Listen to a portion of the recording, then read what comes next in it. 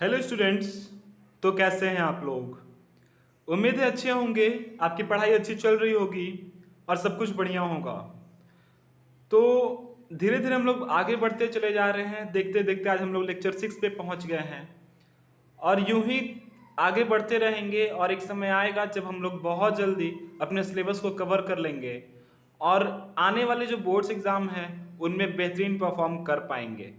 ठीक है, तो आज हमारा लेक्चर 6 है, क्लास 10 एनसीईआरटी मैथमेटिक्स एक्सरसाइज 1.2 का पार्ट 2। 1.2 का पार्ट 2। पार्ट 2 कहने का मतलब क्या है कि पिछले पार्ट में यानी कि लेक्चर नंबर 5 में हम लोगों ने एक्सरसाइज 1.2 के क्वेश्चन नंबर 4 तक सॉल्व कर लिया था। आज हम क्वेश्चन नंबर 5 और बाकी जो क्वेश्चंस हैं उनको सॉल्व करेंगे। ठीक है, तो क्वेश्चन नंबर 5 देखते हैं क्या है हमारा। Check whether 6 to the power n can end with the digit 0 for any natural number n। तो ये क्वेश्चन बताने से पहले मैं एक बात आपको बता देना चाहता हूं कि अपने पिछले लेक्चर्स में यानी लेक्चर नंबर 4 में हमने इस एक्सरसाइज के कुछ एग्जाम्पल सॉल्व किए थे। कुछ नहीं, मतलब जो एग्जाम्पल्स थे वहां पे वो सारे एग्जाम्पल हमने सॉल्व किया था। ठीक है, उसी में एक एग्जाम्पल में 4 टू द पावर n था। यहाँ पर जो 6 टू द पावर n है ना, वहां पे 4 टू द पावर n था। ठीक है, और उसको हमने बेहतरीन ढंग से समझाया था। आप उसे देखना, ये बहुत इंपॉर्टेंट कंसेप्ट है, बहुत इंपॉर्टेंट क्वेश्चंस है, ये आते हैं एग्जाम्स में, ये बोर्ड एग्जाम के लिए इंपॉर्टेंट क्वेश्चंस में आ जाएगा। ठीक है, तो आप इसे वहां भी देख लेना, लेक्चर 4 में वहां भी बताए हैं और आज भी यहाँ पे भी इसे इलस्ट्रेट करेंगे। ठीक है, तो सबसे पहला चीज इस क्वेश्चन में क्या है समझना। Check whether 6 to the power n can end with digit 0। 6 to the power n, और n क्या है हमारा? नेचुरल नंबर है। n हमारा नेचुरल नंबर है, यानी 6 का पावर 1,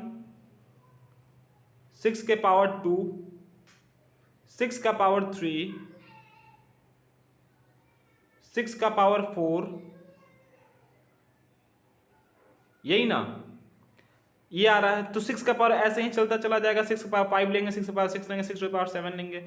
ये पूछ रहा है can end with the digit 0। क्या ये 0 से एंड हो सकता है? क्या ये 0 से एंड हो रहा है? 6 6 6 6 नहीं हो रहा ना अभी तक, पर आगे भी क्या हो सकता है वो पूछा है। For any natural number n, n कोई भी नेचुरल नंबर के लिए। यहां तक तो नहीं हुआ, क्या आगे हो सकता है? इस चीज को हमें बताना है। ठीक है, तो वो कैसे बताएंगे? तो पहले देखते हैं लास्ट में कितना लाना है, 0। 0 कब कब आता है? जैसे 10 है, इसका जो अंतिम डिजिट है वो 0 है, तो इसको अगर हम प्राइम फैक्टराइजेशन करें तो क्या हो जाएगा? 2 इंटू 5 20 है, इसका करें तो क्या हो जाएगा? 2 इंटू 2 इंटू 5 30 है, इसका करेंगे तो क्या होगा? 2 इंटू 3 इंटू 5 40 है, तो इसका क्या हो जाएगा? 2 इंटू 2 इंटू 2 इंटू 5। मतलब ऐसे ही अगर 100 का करें तो क्या हो जाएगा? 2 इंटू 2 इंटू 5 इंटू 5, यही ना।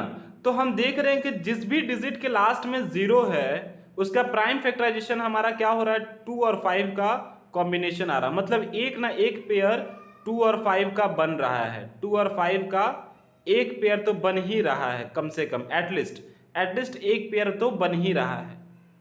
बट यहां पे देखते हैं 6 का क्या हो जाएगा? 2 इंटू 3। 36 का क्या हो जाएगा? तो देखते हैं 36 का क्या हो जाएगा।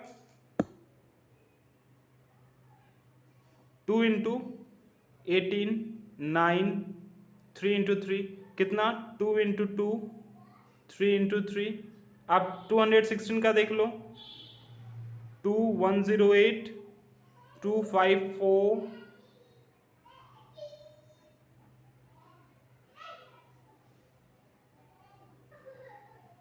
यही ना।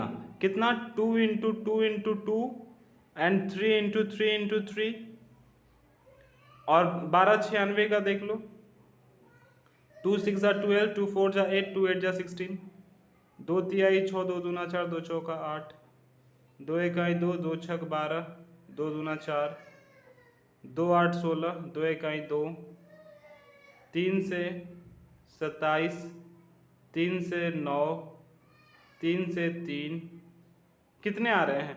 2 का पावर 4 है एंड 3 का पावर 4 है। 2 का पावर 4 एंड 3 का पावर 4।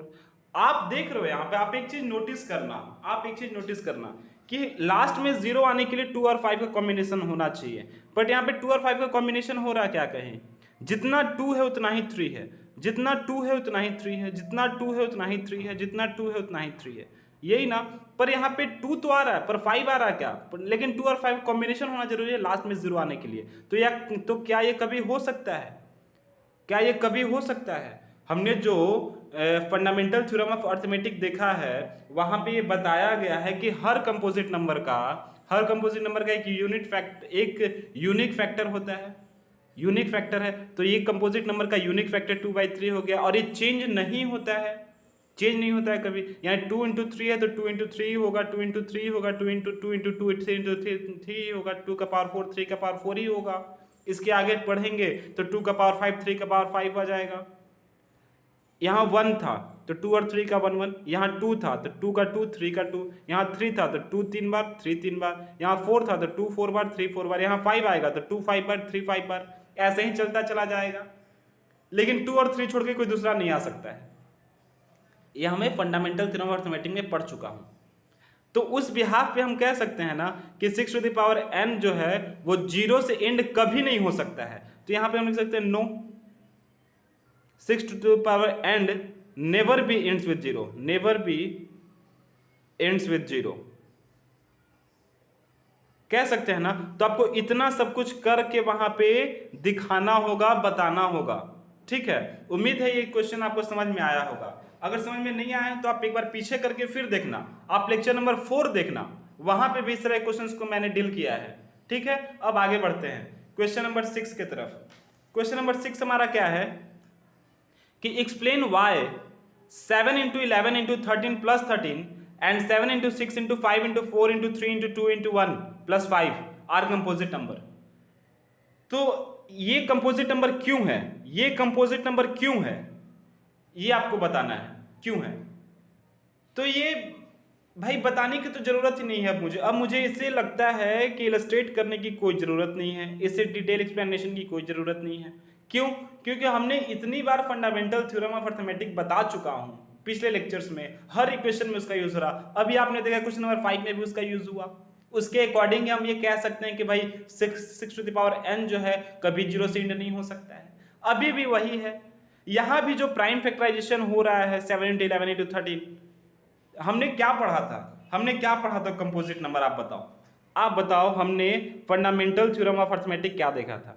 तो एक्सप्लेन वाई, तो आपको कहना होगा because according to fundamental theorem of arithmetic, आपको ऐसे लिखना होगा theorem of arithmetic, we know that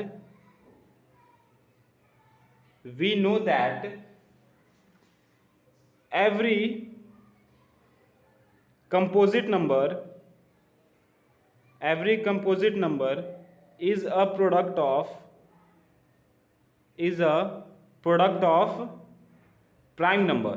her composite number जो है वो प्राइम नंबर के प्रोडक्ट के बराबर होगा। हर कंपोजिट नंबर प्राइम नंबर है 7 11 13 7 6 5 4 3 2 1, ये क्या है प्राइम नंबर है 2 3 5 7 है ना प्राइम नंबर इसमें भी। तो हर कंपोजिट नंबर जो है वो वो क्या है प्राइम नंबर के प्रोडक्ट के बराबर होगा। तो पहला तो ये हो गया। उसके बाद क्या बोला था कि इसका जो फैक्टराइजेशन होगा वो यूनिक होगा, एंड दिस फैक्टर इज, जो फैक्टर होगा दिस फैक्टर इज यूनिक। कहने का मतलब क्या है कि अगर इसको मल्टीप्लाई करके और ऐड करके जो आएगा वो वही नंबर आएगा, वो चेंज नहीं हो सकता है। उसी नंबर के लिए ये हो सकता है, ये उसी नंबर के लिए हो सकता है, चेंज नहीं हो सकता है, ऑर्डर इधर उधर हो सकता है। यही हमारा फंडामेंटल थ्योरम ऑफ अर्थमेटिक है। तो आपको ये बता देना होगा because according to fundamental theorem of arithmetic we know that every composite number is a product of prime number and this factor is unique. आई बात समझ में? आपको ऐसे बताना होगा, आपको ऐसे बताना होगा, ऐसे लिखना होगा, ठीक है। उम्मीद है आपको ये समझ में आया है, ठीक। और ये फंडामेंटल थ्योरम ऑफ अर्थमेटिक क्या है, अगर इसे आप डिटेल एक्सप्लेनेशन चाहते हो तो आप पिछले लेक्चर्स में जाना, वहां पे आप देखना बहुत ही डिटेल में से एक्सप्लेन किया हूँ, बहुत ही डिटेल में एक्सप्लेन किया हूँ। शायद यूट्यूब पे इतना डिटेल में कोई एक्सप्लेन नहीं किया है फंडामेंटल थ्योरम ऑफ अर्थमेटिक का। हर एक पार्ट को हमने तोड़ तोड़ करके बताया है वहाँ पे, आप एक बार जा करके देख लेना, ठीक है। आपको थंबनेल पे ही दिख जाएगा फंडामेंटल थ्योरम ऑफ अर्थमेटिक, और आपके टाइटल में ही दिख जाएगा, तो ढूंढने की भी जरूरत नहीं पड़ेगी, ठीक। तो क्वेश्चन नंबर 7 में चलते हैं कि there is a circular path around a sports field. Sonia takes 18 minute to drive 1 round of the field, while Ravi take 12 minutes for the same. Suppose they both started at the same point and go in the same direction. After how many minutes will they meet again at the starting point? ठीक है, तो ये circular field है हमारा, circular field है। सोनिया यहां से चलना शुरू करेगी, और कौन था, सोनिया और रवि, दोनों को यहां से शुरू किया चलना, ऐसे बढ़ रहे हैं, ऐसे बढ़ रहे हैं। रवि भी शुरू किया, ऐसे बढ़ रहा है। रवि जो है ना वो 12 मिनट में कंप्लीट कर ले रहा है, मतलब 12 मिनट में यहाँ से यहाँ पहुँच जा रहा है स्टार्टिंग पॉइंट पे। और सोनिया जो है यहाँ से चलेगी तो 18 मिनट उसे लगेगा यहाँ पहुँचने में, 18 मिनट लगेगा। तो सबसे पहले क्या लिखेंगे, time taken by Ravi to complete 1 revolution, to complete 1 round कह सकते हो, 1 राउंड कितना, 12 मिनट। तो एक राउंड कंप्लीट करने में आप अभी देखना, and time taken by Sonia to complete 1 round, to complete 1 round is equal to how much minute, 18 minute, 18 minute. अब आप यहाँ क्या करोगे, एलसीएम ले लेना। आप यहाँ पे क्या करोगे, 12 और 18 का एलसीएम ले लेना। 12, now we take LCM of 12 and 18। तो 12 और 18 का आप एलसीएम ले लेना। कैसे लोगे, 2 छक 12, 2 9 18, 3 2 जा 6, 3 3 जा 9, तो यहाँ पे 2 1 जा 2, 3 1 जा 3, तो क्या हो जाएगा, 2 इंटू 3 इंटू 2 इंटू 3, तो 2 3 2 जा 6, 3 2 जा 6, 6 इंटू 6 कितना, 36। ये आपका एलसीएम हो गया। यानी 36 मिनट के बाद वो आपस में फिर एक बार मिलेंगे। और यही क्वेश्चन ने पूछा है कि कितने देर के बाद वो फिर से मिलेंगे, कितने देर के बाद वो फिर से मिलेंगे इस पोजीशन पे, यही पूछा है। अब आप बोलोगे सर जी हर कोई यही बताया है, हर कोई यही बताया कि आप एलसीएम फाइंड आउट कर लो। यूट्यूब से मैंने बहुत जगह देखा, यही बताया, स्कूल में टीचर्स ने यही बताया, कोचिंग सेंटर में यही बताया गया कि एलसीएम फाइंड आउट कर लो, पर किसी ने ये नहीं बताया कि एलसीएम फाइंड आउट क्यों कर लो। आखिर 36 मिनट ही क्यों आया, हम एलसीएम क्यों फाइंड आउट किए, एचसीएफ फाइंड आउट क्यों नहीं किया, फिर और कुछ क्यों नहीं किए। तो जब सब यही बता रहे हैं और आप भी यही बताइएगा, तो फिर बाकियों में और आपके क्लास में क्या डिफरेंस है। तो मैं कहता हूं कि देखो डिफरेंस तो होना चाहिए बाकियों में और इस क्लास में, तब तो आप मेरे साथ जुड़े हुए हो और अभी तक आपने हमें फॉलो किया है। तो वो आपको अलग इस तरीका से बनाता है कि एलसीएम क्यों, आप यहां पे समझना, आप यहां पे समझना, ये हमारा सर्कुलर ट्रैक है, ये सर्कुलर ट्रैक है। हम आपको बता रहे हैं कि आखिर एलसीएम लिया गया तो क्यों लिया गया, आखिर उसका वजह क्या था, वो वजह पे हम जिक्र करेंगे, वो वजह आपको बताएंगे। सोनिया यहां से चलना शुरू की, एक चक्कर फिर से उसको यहां पहुंचने में 18 मिनट लगे हैं। तो सोनिया को कंप्लीट करने में पहले कितना लगा, 18। आप इसे समझना। फिर अगर दोबारा उसको फिर से यहां से चलिए, फिर यहां पहुंचने में कितना समय लगेगा, फिर 18 लगेगा, यानी कि 36 मिनट बाद दोबारा यहां पहुंच जाएगी। 54 मिनट बाद 3 राउंड कंप्लीट कर लेगी। 72 मिनट के बाद चौथा राउंड कंप्लीट कर लेगी। ऐसे ही करते जाएगी। एक मिनट में अगर 18, एक राउंड में अगर 18 मिनट लग रहा है तो 2 राउंड में 36 मिनट, 3 राउंड में 54 मिनट, 4 राउंड में 72 मिनट। अब रवि की बात करते हैं। रवि क्या कर रहा है, एक राउंड में 12 मिनट, 2 राउंड में 24 मिनट लगेगा, 3 राउंड में 36 मिनट लगेगा, 4 राउंड में 48 मिनट लगेगा। ऐसे अब दोनों को फिर से मिलना है, एक बार दोनों को फिर से एक स्टार्टिंग पोजीशन पे मिलना है। और वही क्वेश्चन ने पूछा है कि कितने मिनट के बाद, after how many minutes will they meet again at the starting point. वो कैसे एक स्टार्टिंग पॉइंट पे कितने मिनट के बाद मिलेंगे। तो कितने मिनट के बाद, ये 36 मिनट के बाद यहाँ पहुंचेगी सोनिया, सोनिया 36 मिनट के बाद यहाँ पहुंचेगी, रवि 36 मिनट के बाद यहाँ पहुंचेगा। तो 36 मिनट के बाद जो है दोनों एक दूसरे से मिलेंगे यहाँ पे। तब तक सोनिया का 2 राउंड ही कंप्लीट होगा, रवि का 3 राउंड कंप्लीट हो जाएगा। लेकिन वो क्वेश्चन में पूछा नहीं कि रवि कितने राउंड के बाद सोनिया से मिलेगा या फिर सोनिया कितने राउंड के बाद रवि से मिलेगी। तो हम कह देते कि सोनिया को 2 राउंड करना होता, रवि को 3 राउंड जब तक हो जाता तब वो मिलते। बट यहाँ पे टाइम पूछा है, तो कितने मिनट के बाद, 36वां मिनट में वो यहाँ पहुंचेंगे, 36वां मिनट में ये भी यहाँ पहुंचेगा, दोनों मिल लेंगे। आई बात समझ में कि 36 मिनट कैसे आंसर आया और एलसीएम हमने क्यों लिया, एलसीएम हमने क्यों लिया, हाँ क्योंकि लिस्ट कॉमन मल्टीपल बताना था। ये मल्टीपल में हो रहा ना, 18 दूनी 36 3 54 चौके 72, 12 दूनी 24 3 36 चौके 48, मल्टीपल में हो रहा। लिस्ट कॉमन मल्टीपल कम से कम कौन सा है, 36 है, इस वजह से हमने एलसीएम लिया है। उम्मीद है ये क्वेश्चन आपको बेहतरीन ढंग से समझ में आया होगा। आप इसका स्क्रीनशॉट ले लेना और बिल्कुल ऐसे बनाना, बहुत इंपॉर्टेंट क्वेश्चन है, ये क्वेश्चन आने के चांसेस बहुत ज्यादा है इस तरह के क्वेश्चंस। ठीक है, तो आज हमारा एक्सरसाइज 1.2 जो है, एक्सरसाइज 1.2 क्लास 10 का कंप्लीट हो गया। उम्मीद है ये आपको समझ में आई होगी। तब तक आप अगर कोई प्रॉब्लम है आप हमें व्हाट्सएप कर सकते हैं। आज हमारा लेक्चर नंबर 6 कंप्लीट हो गया। अगले लेक्चर नंबर 7 है जो हम एग्जैक्ट एक्सरसाइज 1.3 लेकर के आएंगे। उसके पहले उसके कुछ एग्जांपल्स को सॉल्व करेंगे, फिर हम आगे बढ़ेंगे। हम हर एक एग्जांपल, हर एक क्वेश्चन को सॉल्व करते हुए आगे बढ़ रहे हैं ताकि आपको कोई प्रॉब्लम ही ना हो।